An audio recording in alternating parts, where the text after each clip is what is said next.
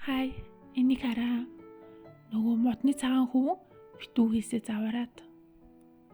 Энэс тэ муухай хамраамлаа орчоод найталгаад идэв. Энэ улаасны хүн юу гэдэг вэ? Мэддэг хүн байна уу гэж юу? За А хувилбар. Улингар. Б хувилбар. Өнгөлөр. В хувилбар. Улингэр. Виндонд би зөв хэлсэн юм байгаа юу гэж юу? Би гэдэг юу гэдэг мартчихад идэв юм аа. Нэг өнгөрөл гэж таашиг гэдэг да. За би имлэг дээр ирлээ.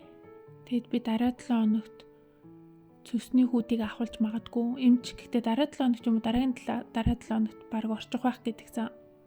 Ер нь ор гарчвал намайг дуудана. Тэгээ тэрнээс өмнө нэг шинжилгээнүүдээ хийлэг гээд тэгээд цусны хэдэн шинжилгээ, тэгээд зүрхний бичлэг, цээжний зураг, өөр шээсний шинжилгээ энэ төр хийлгсэн.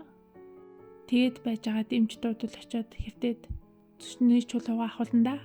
Цусны чулууч гэж тэгээ миний цусны хүүдийг тэр шигт нь авна гэсэн. Яагаад гэвэл одоо угаасаа цусны хүүдийг бараг чулуугаар дүүрсэн болохоор яг үүргээ гүйцэтгэж чадахгүй болохоор хүүдийг нь авчих нь зүгээр гэдэг жилээ. Яа түрүү имлэг дээр яасан гэж би нэг зүрхний бичлэг хийлгэх гээд орсон ч нэг эмчин эрэгтэй эмч байсан байхгүй юу. Тэгээд намайг нэг орон дээр дэшаараа твтгээд гисэн. Тэгээд дэшаараа хөвцөн чи хувцаа ингээд дэжлүүл цамцаа дэжлүүлгээд тэгээд нөгөө ливчгээ бас ингээд дэшээ болго гэдгсэн байхгүй. Тэгээд нөгөө цэжний хэсэг дээр ингээд аппарата тавиад бичэн штэ тий. Тэгсэн чи яа чи надад амар санагдаад жоохон ичээд. Гэтэ бүр жинхнээс амар ичээд за яагаад чи бүр ингээд нүүр улаацсан за миний.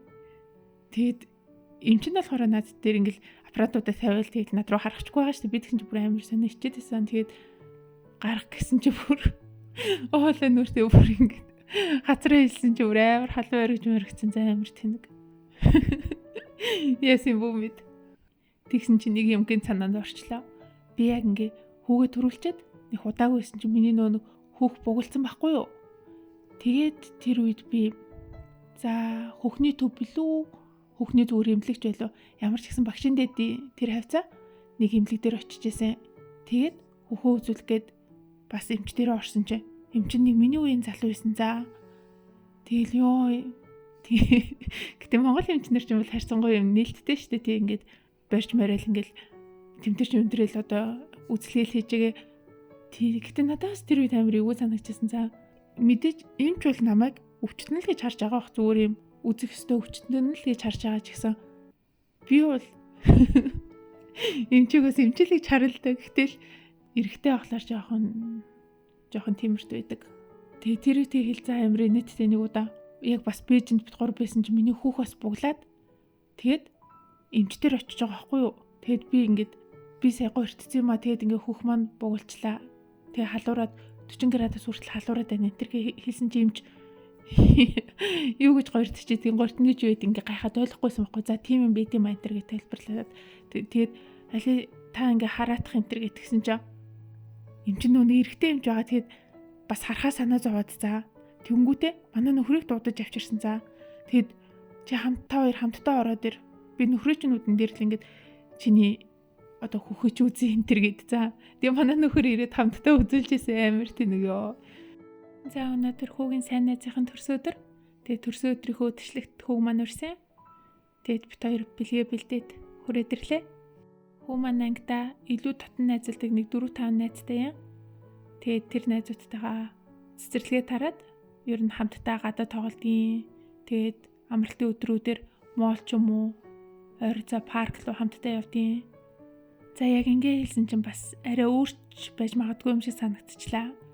Яагаад гэвэл хүүхдүүд ингээд бие биенээ олоод найзлаад байгаа гэхээс илүү эцэг эхчүүд нь ингээд одоо ээж нар нь голчтой илүү бие бинийгээ таниад ингээд юм ярьдаг болоод тэгэхээр хүүхдүүдэд дагуулж хамттан дагуулж тийшээ хамт авч явсаар байгаад тэгэд илүү татан найзууд болгочдөг юм шиг санагдчихлаа.